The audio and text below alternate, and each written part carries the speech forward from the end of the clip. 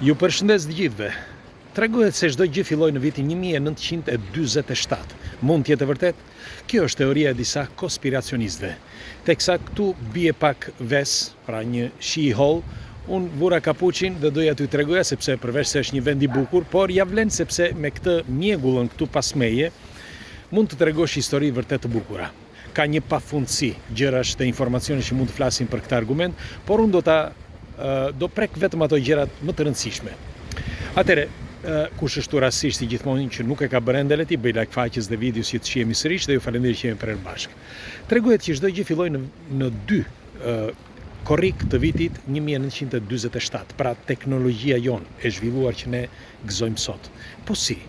Sepse mendohet që ndodhi një aksident i famshëm i Roswell, që e kemi folur edhe në disa video tjera. Por pse po ju flas për këtë? Ndiqeni me vëmendje deri në fund. Atëre, sipas gjasave, gjatë atij aksidenti, disa thonë që ishin 2 krijesa, të tjerë thoshin që ishin 4, nuk dihet. Por ç'është e vërteta, ka patur diçka të vërtet ka patur në këtë. Do t'ju them se përse mendohet që është diçka e vërtet, se ende sot mbahet si konspiracionizëm, por do t'ju them se përse. Atëre, pika 1, që është tepër e rëndësishme. Në mbledhjen e posaçme që është bërë para vjet në Pentagon, doli haptazi sepse e pat që u bë një gjyq, haptazi për popullin që t'jetë informuar. Çështjet e UFO-ve të pa identifikuara kanë qenë 27.000. T'ja u përsëris më? Do ja u përsëris prapë. Pra çështjet e UFO-ve të pa identifikuara, pra të objekteve të pa identifikuara, kanë qenë 27.000, që ne nuk dim se çfarë janë. Dhe mes tyre edhe disa anomali të tjera. Për shembull, njëra nga këto është edhe ajo e Roswellit. Por në këtë nuk flitet shumë dhe do t'ju them se përse. Mendimi im, pastaj le ta diskutojmë. Sepse kur ndodhi aksidenti, kishte me qindra njerëz që pan. Tani aksidenti i UFO-ve duhet të dini diçka. Nuk mund të ndodhte sepse kanë një teknologji si mendohet shumë të zhvilluar. Mirë po, nuk ishte një përplasje ose e qelluan njerëzit, sepse nuk mundet. Teknologjia jonë është tepër banale në krahasim me teknologjinë e tyre, sipas konspiracionistëve. Por mendohet se ata bën një manovër të çuditshme dhe manovrën që ata bën u përplasën. Dhe ky ishte shkaku që ata u përplasën.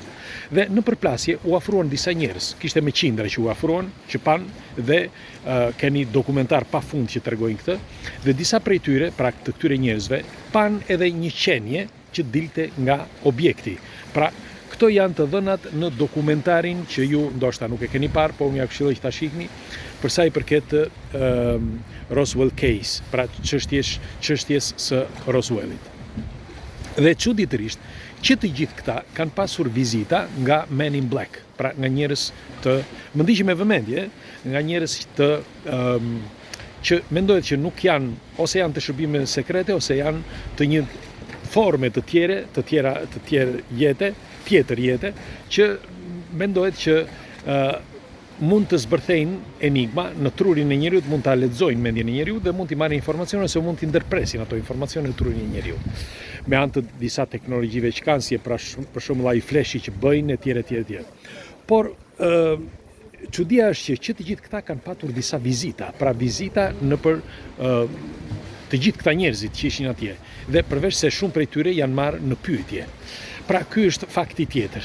Fakti akoma më i rëndësishëm është që duke filluar nga viti 1947, tregohet sipas gjasave konspiracionistët thonë që nga aty 2 prej tyre që mbetën, sepse njërin e vran, tregohet, e vran sepse donte që të kontaktonte me bazën, pra njëri nga këta qenjet. Dhe kur shkuan shërbime sekrete e vran, të paktën kështu thuhet. Disa thonë që ishin vetëm 2, njëri vdiq nga aksidenti dhe tjetri e mbajtën.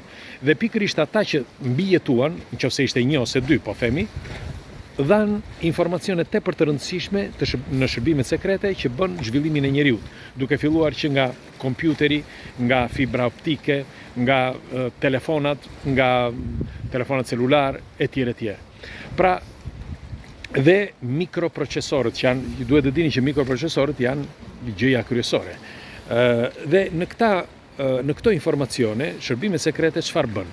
Morën kompanitë më të mëdha dhe u dhanë informacionet që jepnin këto qenjet, sipas gjasave, dhe u dhanë për të bërë përparimin, pra përparimin që ne njohim sot. Në fakt, nëse e keni vënë re, pas vitit 1960-1970 filloi zhvillimi, sepse derisa ata u munduan që t'i zbërthenin këto kode, që të bënin zhvillimin e teknologjisë, duhej pak kohë që t'i bënin. Në fakt, po ta shikoni, ne kemi jetuar në një skëterë totale deri në vitet 800 dhe pastaj filloi zhvillimi ynë.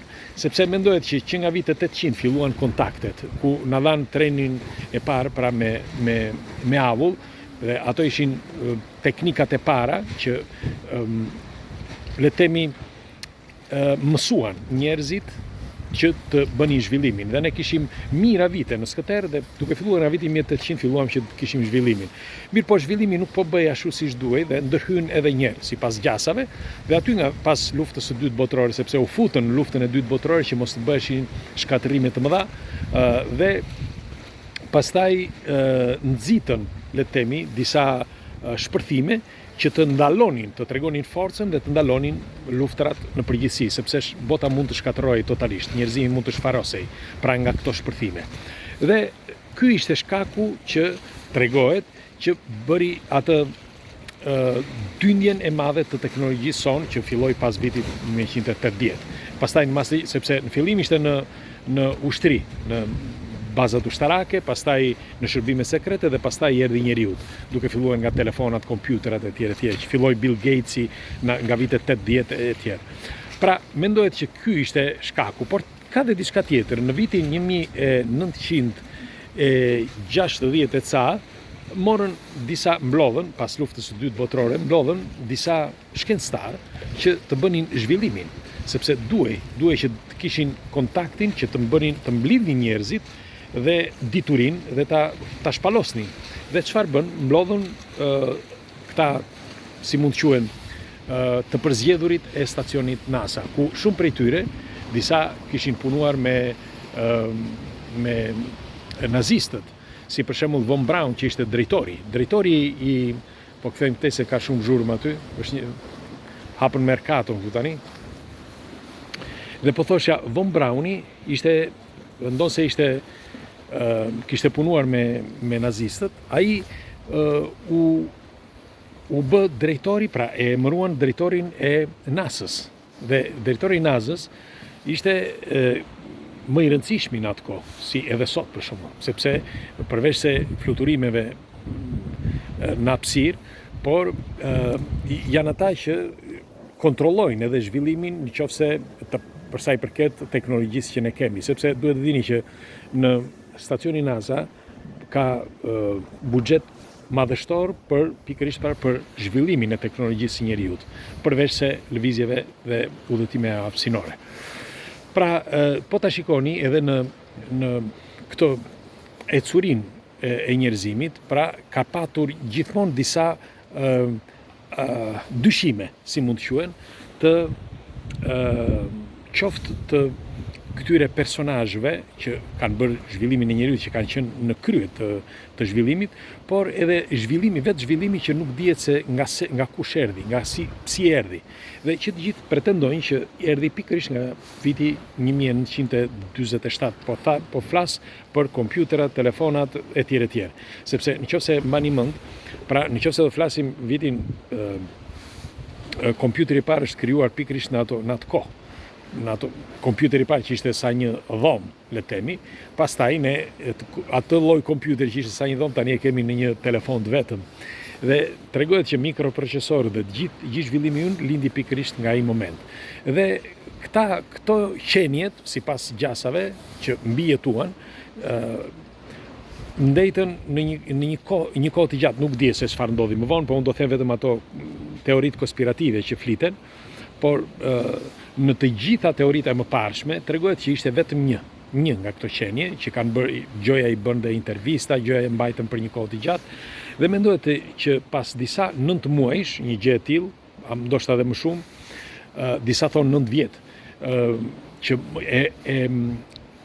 e shtrydhën nga informacionet, që ti merrin informacione, sa më shumë informacione, pastaj në një moment caktuar u zhduk. Nuk di askush se si u zhduk. Disa thonë që e kishin mbyllur hermetikisht në një dhomë dhe aty nga ajo dhomë ai u zhduk. Duhet të dini që teknologjia, nëse ekziston, teknologjia aliene nuk funksionon si kjo jona. Pra ne që të marrim njeri, për shembull, duhet futemi aty tek dhoma dhe ta marrim. Ata mund të bëjnë edhe teletransport me anë të energjisë, me anë të një sistemi dimensional që për ne është i panjohur. Ne e njohim, kemi kuptuar që ne mund të lëvizim nëpërmjet dimensioneve, sepse kemi zbuluar dimensionet, por nuk dim të shkëputemi nga një dimension tjetrin. Dhe tregohet që ata, duke patur një zhvillim kolosal, mund të shkëputen nga një dimension tjetri. Dhe ndoshta ky nuk ishte vënë në kontakt më përpara, pra kjo qenie që ishte këtu në tokë, që e mbanin të burgosur, dhe kur u vu në kontakt, si duket, nuk di me çfarë teknologjie që është vënë në kontakt, por kur u vu në kontakt mendohet që u mor nga qenit e tjera me fjalë të njëjtës gjini. Dhe megjithatë, ç'është e vërteta, duke filluar pikërisht nga ato vite, pra nga vitet 1960 e këtej, filloi teknologjia që ne njohim sot, pra ajo që ne përdorim këtu në këto. Dhe këtu në telefona celular, në kompjutera, apo në linjën wireless etj. Ndosë këto ishin disa teori që i kishte zbuluar edhe Nikola Tesla. Megjithatë, këto janë pra disa informacione që doja t'i thoshja për sa i përket që mendohet nga disa konspiracionistë që zhvillimi i njeriut u bë pikërisht pra nga këto qenjet e Roswellit, të aksidentit të famshëm. Ju çfarë mendimi keni për këtë argument? Keni dëgjuar për aksidenti i Roswell? Kemi folur dhe herë të tjera, por unë doja ta diskutoja me ju sepse ka disa që janë vërtet të informuar mes nesh dhe doja që ta diskutonim së bashku. Çdo lloj komenti është i rëndësishëm, kështu që duke diskutuar arrim më pranë së vërtetës. Kalofshi i bukur, faleminderit që jemi bashkë. Kush e feston? Urime sot, nesër, buon Natale, gëzuar Krishtlindjet, kush e feston, dhe kalofshi një ditë bukur.